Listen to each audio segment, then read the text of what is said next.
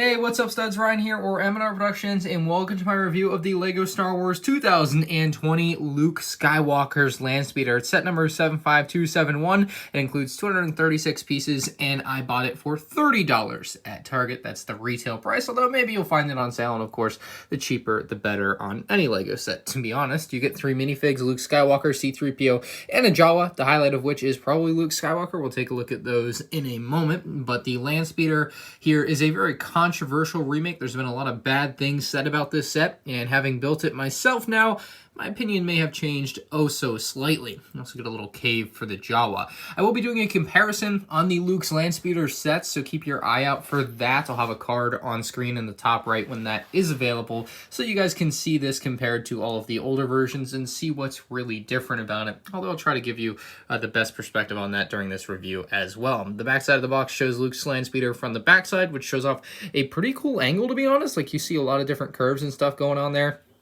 Another angle of the Jawa cave up there, the Luke minifigure with his little sniper, and that's about it. So let's take a look at those minifigs. Our first minifigure is this little Jawa here, and much like every other Jawa, he's got these short legs, he's got a hood, he's got the pretty standard Jawa face print with just two pretty blank stare-like yellow eyes, and then he's got a very nice torso print, very nice back print that show his clothing and like his little belt attachments and such that he can hold things in. So it's a nice minifigure, but Jawas are pretty common nowadays, so it's not like this is the only set you have to choose from if you want a Jawa. Next up is C-3PO, and LEGO has once again knocked C-3PO out of the park. They do such a wonderful job with the C-3PO minifigures nowadays. They've really nailed it down. You can see all the exposed wiring printed onto there around his stomach and on the backside as well. You can see all that exposed wiring. Very nice print there on the back. Same story around front down to the legs. Very, very good job by LEGO with a lot of amazing printing on C-3PO, including in his eyes there. They've got a little bit of a lighter tan color in there with little cutouts for what are supposed to be his pupils, and on my particular version, his eyes are looking a little bit wonky, but still very nice C-3PO minifigure, and most people will be happy enough with this particular figure.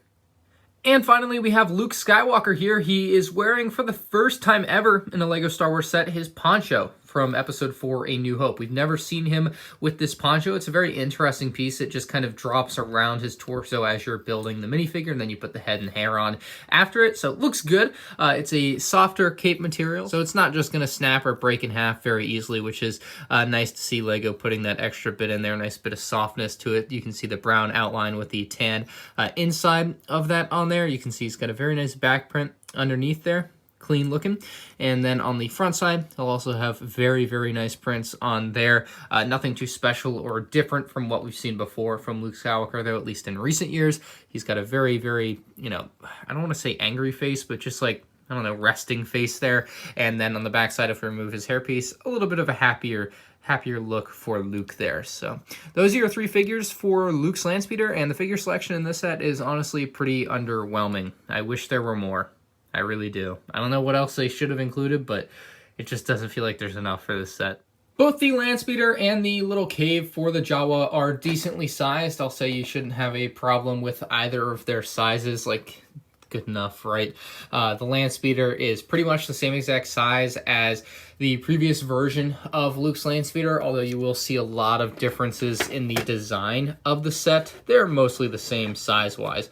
Like I said, I'll be doing a full-fledged comparison video between this Luke's Landspeeder and every other LEGO Star Wars Luke's Landspeeder, so keep your eye out for that card on the screen when that is available. We'll take a quick look at the Jawa's cave first, because I think this is just a little bit easier to simply get out of the way. He's got his little stun gun here, which uses the good old LEGO Star Wars blaster that they used to use back in the day, but now they've kind of turned it inside out and made it into a stun gun for your Jawa in this set, which is a really good use of the piece. I think this is effective enough. Looks very similar to what we see in both the Star Wars movies and the Mandalorian TV show, because there are Jawas in the Mandalorian TV show. And he can fit inside of his cave and just kind of hang out and wait around for Luke's Landspeeder, I guess, to go by, and then he can attack and try to take out C-3PO with his little EMP blaster. There's a nice little desert plant there. The backside of this is pretty much squared off, nothing special going on here. And, it's kind of up to you whether or not you care about this little side build. I think most people won't care about it, myself included. It's not something that, to me, adds a lot of value to a set like Luke's Landspeeder. Just not seeing it for me personally, but if you like it, that's on you. That's good for you.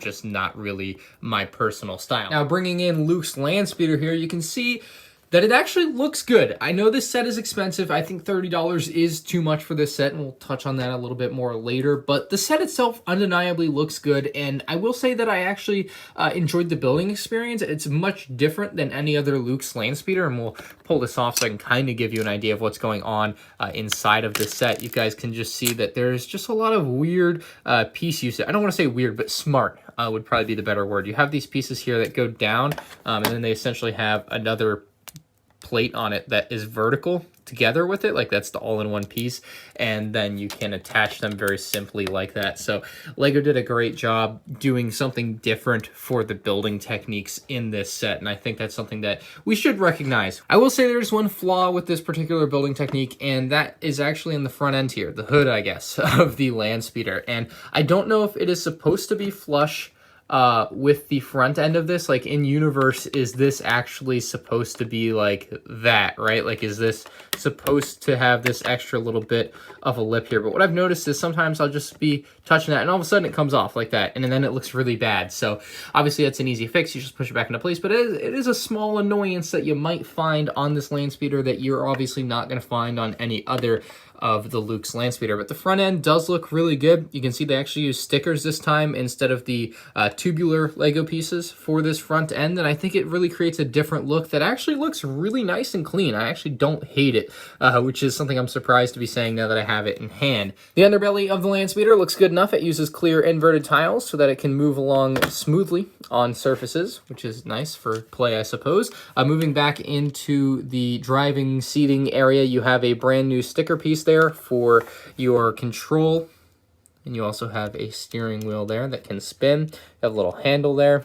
Doesn't really do anything because it can't move. In previous sets they used one of the antenna pieces, but there is no antenna piece on this. One of the best changes with the new Luke's Landspeeder here, I would say, is the seats. In previous Lego Luke's Landspeeders, they actually used just regular old Lego seats, but now they've actually made custom built seats. And if we drop Luke in here, you can see he fits in there very nicely. Try to get his desert poncho cape thing fixed up in there, just like that. And then there's actually a second seat there, or we can drop in RC3PO minifigure. So you get 2 seats for 2 minifigs, which is just so happens to be the number you have in this set.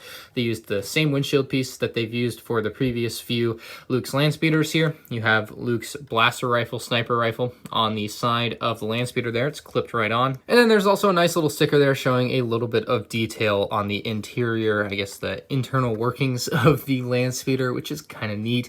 The engines are really good on this set, more detailed than any other previous Luke's Landspeeder's engines. They've done a great job. They're also very strong. They use the Technic connections this time, which is great, so they won't just snap off like they did on some previous models. So there are some small design improvements that you'll see pretty much everywhere throughout on this set.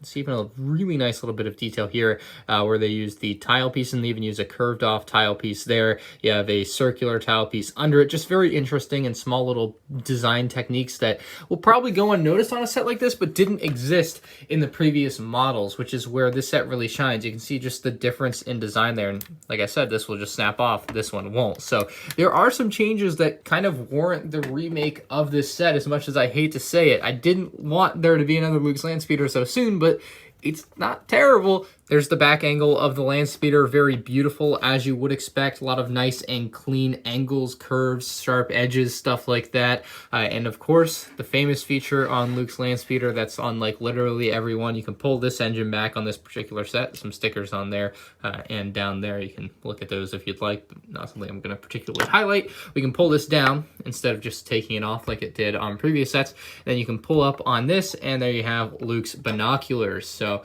that is nicely stored in there, only attached by this singular stud piece there, which is going to make it easy to take on and off, but it's still not going to fall off during play because this is going to hold it down pretty much. Like, that's just not going to come off very easily unless you intend to actually pull it off like that. So that's nice. Ultimately, I think the $30 price tag is still way too steep on this particular set. $30 for a Luke's Landspeeder just does not sit right with me. Even the added value of the little Jawa Jawa's hut here, or whatever you want to call it, just isn't that great. It doesn't warrant that price increase. For example, this version from 2017 was $20, and now you're charging $30 for what is essentially the same thing. Obviously, like I said, there are some very nice and better building techniques on the newer one. They use some different pieces in different areas, which does increase the structural stability of this model, which I definitely applaud LEGO for doing. But I don't see $10 being tacked onto the price as quite necessary. I think